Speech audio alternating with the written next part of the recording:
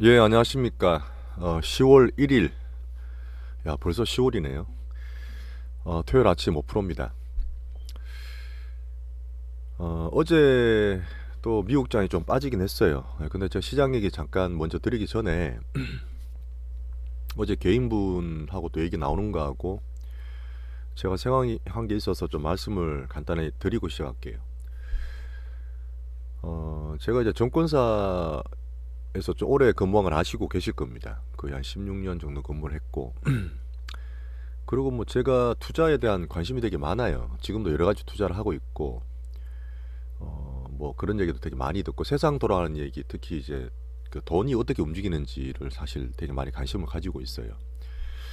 2020년도에 그 6월 달에 지금 있는 회사에 참여를 하게 됐는데, 그때 개인들이 되게 특이했어요. 그 2020년 코로나 때 코로나가 터졌습니다. 그때 2020년대 제주도도 갔다 온 적이 있었는데 2021년 말에도 중국에서 얘기 나왔었고 22년 2월달 3월달쯤에도 한 2월 1, 2월 달에 환자 얘기 막 나왔어요. 근데 그때는 우리가 메르스도 뭐 겪었고 사스도 겪었지만 장이 막 그렇게 폭락하진 않았거든요.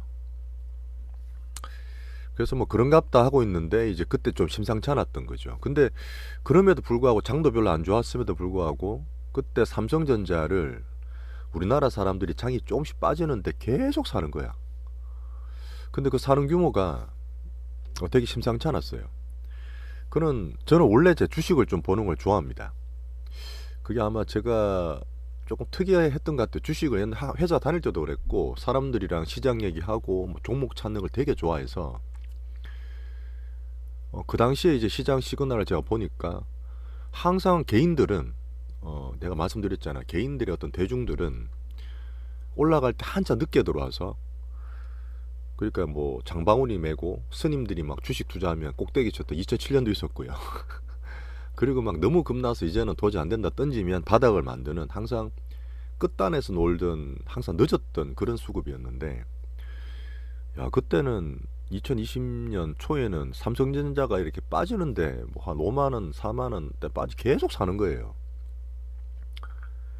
물론 그때 이제 사람들이 삼성전자는 항상 사이클이 있었기 때문에 빠질 땐 삼성전자를 사라. 그러니 결국은 성공한다. 예, 강남 부동산 투자하듯이 그런 마인드 있었던 것 같아요. 근데 그 규모가 너무 크다 보니까 야 뭔가 좀 이상한데 이 정도 규모는 처음인데 결국 지나서 몇 개월 뒤에 보면 한 20년간 있었던 우리나라 정시에서 개인들이 정시 예탁금 주식을 살려는 준비금 예탁금이 한 76조까지 갔죠. 제가 20년 장 보면서 예탁금이 10조 20조에서 놀았어요. 20년 동안. 많아봐 20조 초반이었다고요. 근데 그 한 해만 2020년 한 해만 76조까지 들어갔습니다. 예탁금이.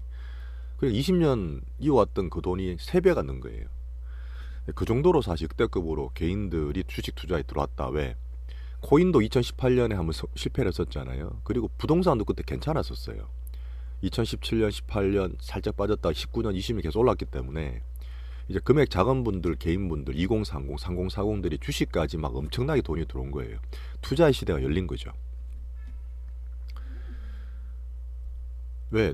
부동산은 이미 월급 연봉 가지고 뭐 17년 정도 모아야 된다 그러잖아요. 우리나라 평균 연봉 가지고 모으면 역대급으로 말이 안 되게 집을 못 사게 되고 서울에 강남은 꿈도 못 꾸는 시대가 왔고 2020년 초에 그때 기억나실지 모르겠지만 작년도 그랬었어요. 2021년 상반기에도 코인도 한번 큰 붐이 왔었습니다. 그 여러 가지 돈의 자산들이 이렇게 돈이 몰릴 때가 있어요. 그 규모가 따르고 그 사이클이 다를 뿐입니다. 제가 부동산과 주식을 말씀드릴 때 부동산은 큰 경기 흐름과 같은 큰 사이클이고 큰 돈이 들어가니까 주식은 조금 작게 들어가는 돈이 있잖아요. 그러다 보니까 사이클이 왔다 갔다 하면서 그 시장 내에서 여러 가지 수급, 세력들 이런 종목이나 테마적인 특징이라 말씀을 드렸는데 그때 이 회사가 들어오면서 제가 어떤 느낌을 들었냐면 야 개인들이 이제 투자의 시대가 완전히 열렸구나 그런 생각을 하면서 이 회사에 들어와서 제가 나름 제가 갖고 있는 장점을 이용해서 수익 플랫폼을 만들기 시작했던 거예요. 그래서 그때 뭐 5%로 뭐 상따방도 만들고 막 그랬었거든요. 제가 하는 매매를 사람들 같이 해보게 된 겁니다. 원래 저는 제 투자를 절대 남한테 오픈한 적이 없어요. 제 회사 나올 때는 뭐 어느 정도 돈을 좀 벌어서 나오긴 했는데 제 투자 스타일은 남한테 절대 떠벌리질 않습니다. 왜? 굳이 좋은 거를 왜 남한테 얘기해 줘야 되냐. 약간 이계적인 생각이 솔직히 있어요. 그 2015년도 회사에서 본사에서 근무할 때는 약간 유튜브 채널을 이용해서 주식 투자 방송도 하고 했었습니다. 회사 차원에서 제가 초창기 때 만들었었죠. 근데 그게 너무 빨리 시작한 거야.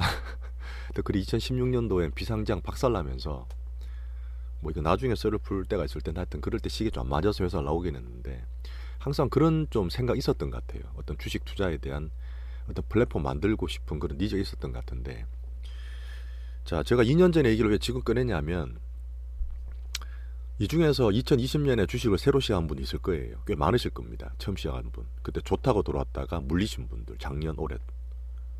근데 2020년에 저랑 뭐 계속 하신 분 목표 받은 분도 계시겠지만 올해 3월달 오신 분들은 작년에 다 물려서 왔잖아요.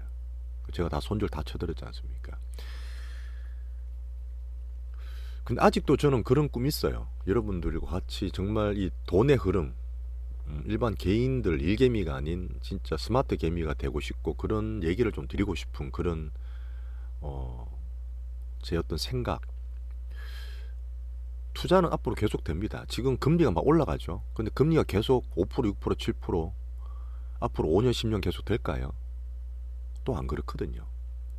이 인플레와 디플레는 종이 동절의 양변과 같습니다. 미국이 조금 더 삐걱하잖아요. 요새 매크로나 경제공부 많이 하시니까 예전에 그 연준들의 그 샤워실의 바보라는 얘기 많이 들어보셨죠. 연준들이 경기를 보면서 막 이렇게 경기 조작을 합니다. 경제 긴축을 하면서 하는데 금리를 조금 더 올리고 낮추고 하는 게 살짝 삐긋하면 물이 막 뜨겁게 나오거나 차갑게 막 나오곤 한다고요. 그게 경제를 막 때려요. 일반 서민들 막 괴롭힌다고요. 근데 한번 실수를 좀 크게 하잖아요. 그러면 이 인플레이션이 바로 디플로로 바뀔 수도 있어요. 어떤 분이 물으십니다. 지금 부동산 있는 거 지금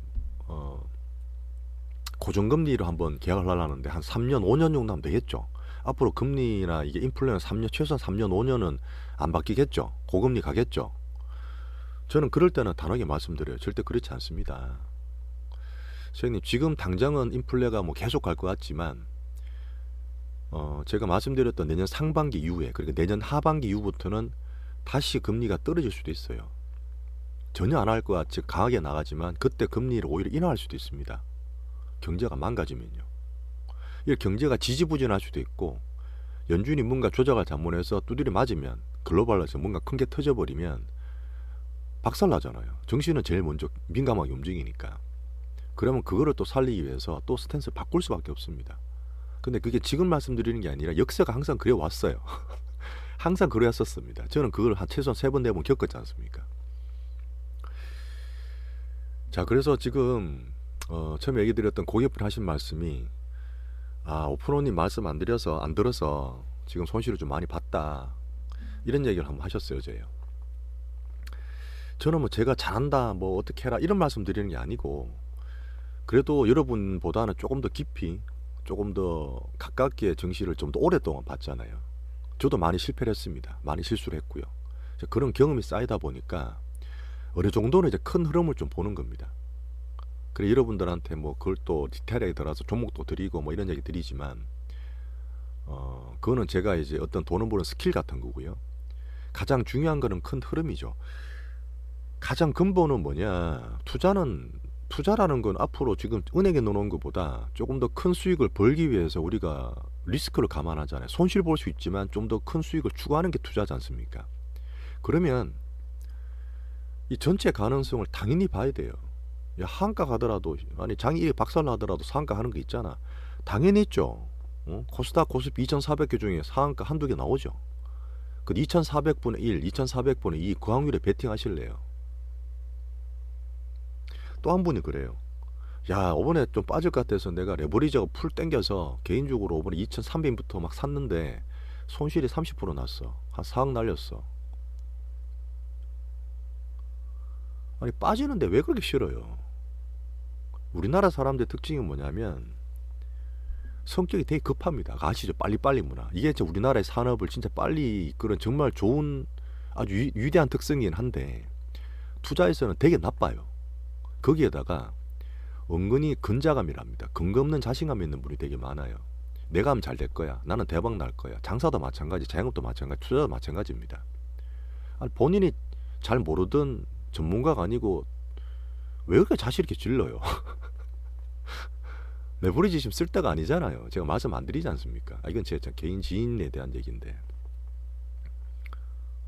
그리고 자신 있게 막 뭐 자랑은 아니겠지만 야, 한 40% 손실 났어. 한 4억 정도 그 자기 손실 난 걸 왜 이렇게 자신 있게 얘기해요? 돈은 감정이 없습니다. 내 돈, 남 돈 다 소중하잖아요. 근자감 절대 버려야 됩니다. 나는 잘 될 거라는 그런 근자감 그런 거 없어요. 그렇게 개미들이 다 나가 떨어지는 겁니다. 지금 빠질 때는 조심해야죠. 강하게 지르는 게 아니라 이렇게 밑에서 빠지잖아요. 갑자기 V자 받는 데가 팍 올라갈 것 같아서 야 내가 안 사놓으면 확 올라갈 것 같아서 사놨어. 지금 그런 장 아닙니다. 제가 단호하게 말씀드리면 V자 받는 데 없다고 몇 번 말씀드리지 않습니까? 이 중에서 뭐 되게 돈이 빠듯해서 어떻게라도 하루하루 단타져서 수익을 내야 되는 분도 물론 계시겠죠. 근데 그 방법이 맞습니까? 솔직히 안 맞아요. 기간을 쪼개 갈수록 수익률은 어떤 전망은 잘 안 맞습니다. 그게 투자의 기본이에요. 왜 부자들이 돈 법니까? 시간을 여유가 있잖아요. 여유가 있고 시간이 있잖아요. 개인들이 왜 손해를 봅니까? 돈도 없고 시간도 없잖아요. 계속 쫓기잖아요.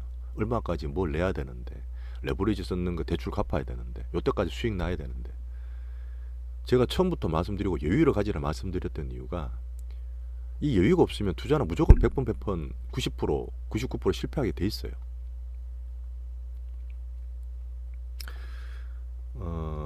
그래서 제가 다음 주부터도 개인적인 방송을 조금 회사에서 어떻게 해서 한번 할 것 같은데 한 달에 2번 정도 할 거니까 우리 분들하고 상관없습니다. 뭐 큰 걱정 안 하셔도 되고요. 제가 봤을 땐 지금 개인적으로 정말 좋은 시기거든요. 정말 좋은 시기인데 그냥 금만 내는 분이 많으셔. 또 분명히 다 틀리고 있을 거야 지금. 레버리지 많이 쓴 분이든 그냥 있는 분이든 공포에 막 틀고 있을 거야. 지금 그러시면 안 돼요. 지금 절대 그러시면 안 됩니다. 지금 제가 현금을 한 30% 40% 들고 있잖아요. 우리 회원분들은요. 왜 들고 있느냐? 급나서 물론 들고 있죠. 변동성 빠질 수 있으니까. 유로빅이라든지 이런 리스크가 커졌기 때문에. 근데 그거를 빠지면 적게 손해봤네. 우리가 현금 갖고 있었기 때문에 주식을 덜 들고 있었기 때문에 빠질 때 적게 손해봤네 하고 만족하는 게 아니에요. 빠지면 살 거예요. 공포에 사는 겁니다. 살려고 들고 있는 거예요 우리는. 근데 만약에 안 떨어지잖아요. 그럼 올라갈 때 갖고 있는 걸로 수익 보면 되는 거죠. 그래서 불안하지만 다 안 팔고 주식도 일정 부분 들고 있는 이유입니다. 투자는 사실 그렇게 하는 게 맞죠. 몰빵이 어디 있습니까? 현금 100%가 어디 있어요. 세상은 망합니까 지금.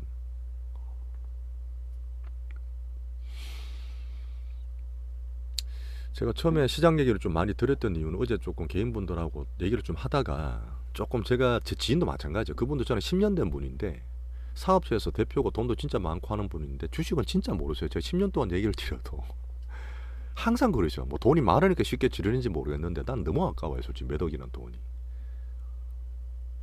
그냥 본인을 믿겠죠. 사업하는 분이니까. 하지만 투자는 내가 조금 더 잘할 것 같으면 저를 좀 따라주시면 좋잖아요. 여전히 투자의 시대는 계속 됩니다. 어쨌든 개인들은 또 이러다가 올라가잖아요. 지금 못 사요. 급나서. 하지만 또 올라가면 또 나중에 또 들어와요. 근데 조금 빠른 사람들은 그걸 좀 빨리 사면 그게 훨씬 낫고 훨씬 안전하게 더 저가에 수익을 더 높일 수 있는 거죠. 저는 그런 플랫폼을 계속 제가 가지고 있는 특장점이기 때문에 그거를 계속 이용하고 사람들한테 할 수 있는 채널이 있으면 그런 플랫폼을 계속 개발하려고 합니다. 유튜브도 사실 많이 생각했죠. 옛날에 2015년에 했기 때문에 회사에서 그런 일을 했기 때문에. 하지만 뭐 지금 너무 많기 때문에 저는 또 안 들어가고 지금 온갖 뭐 지금 하고 있는 것들 안 좋은 얘기도 많지만 저는 실제적으로 지금 있는 분들이 제 고객이잖아요. 정권사에 있는 제 고객이랑 마찬가지입니다. 그런 분들한테 뭐 단타 져서 얼마 버네 상한가 이런 말씀 잘 안 드리잖아요. 물론 장 오면 그래 드리겠지만 그런 장이 되면 진짜 본질에 가깝게 돼서 정말 본인이 투자를 하고 싶고 진짜 세상의 돈의 흐름의 시스템을 알고 싶으면 조금만 보세요. 그러면 정말 쉽게 버는 돈 없거든요. 이렇게 무서울 때 지르는 게 솔직히 쉽습니까? 어렵게 되니까 보는 거예요. 남들 다 들어가고 막 온갖 곳과 쉽게 벌었던 2020년 돈은 어떻게 됐습니까? 지금 벌었는 까먹기는 그냥 그것을 그냥 손에 더 보고 있잖아요. 부동산 연끌도 마찬가지지 않습니까? 지금 정말 좋은 기회예요. 예, 좋은 기회니까 너무 마음을 급하게 막 하지 마시고 개인별 여유를 좀 가지세요. 예, 제가 솔직히 속이 상이 그렇습니다. 제가 뭐 장이 안 좋을 때 뭐 내 포트 괜찮으니까 난 괜찮아 이런 거 아니에요. 사실은 저도 사실 사람들 얘기하고 뭐 회사들 증권사 후배들 얘기하면 정말 많이 힘들어요. 특히 채권쟁이 후배들은 지금 회사 또 옮기게 생겼어. 팀별로 6월 달에 와서 옮겼는데 또 지금 다 날아먹고 회사 자금 채권 돌리다가 지금 말아먹고 또 옮기게 생겼다고요. 뭐 자영업자는 오죽합니까? 뭐 주식 갖고 있는 사람 맨날 보지만 맨날 틀리고 있잖아요. 사실 그런 거 보면서 저도 우울하고 기운이 좀 빠지는 것도 있고 기도 솔직히 빨리는 게 있어요. 하지만 가슴은 뜨겁고 머리는 차갑게 이게 정말 맞는 말이거든 투자할 때는. 근데 가슴만 너무 뜨거우면 안 돼. 머리까지 뜨거워지는 사람이 있어. 차갑게 다뤄야 돼요. 열정과 갖고 뭐 어떤 꿈에 대한 비전이 정말 뜨겁게 가슴은 가져가야 되겠지만 이 자산 특히 머니 이거는 정말 차갑게 다뤄야 된다고요. 뭐 되겠지? 없습니다. 철저히 가능성을 보셔야 돼. 가능성으로. 자, 결론은 정말 좋은 기회다. 그래서 너무 무서워하지도 말고 급해하지도 말고 V자 반응 없을 거니까 거기에서 다음에 오는 기회를 준비해서 잡으면 돼요. 예. 시장 얘기를 제가 좀 처음에 조금 드렸습니다. 손해본 분들도 있겠지만 개인적으로 하시는 분 한번 해보시고 쉽지 않을 거예요. 그러면 저도 사실 막 이렇게 이런 얘기 잘하는 스타일은 아닌데 조금 따라와 보세요. 좀 봐보시고 예. 가능성이 좀 많은 쪽으로 비중을 조금 실어 주십시오.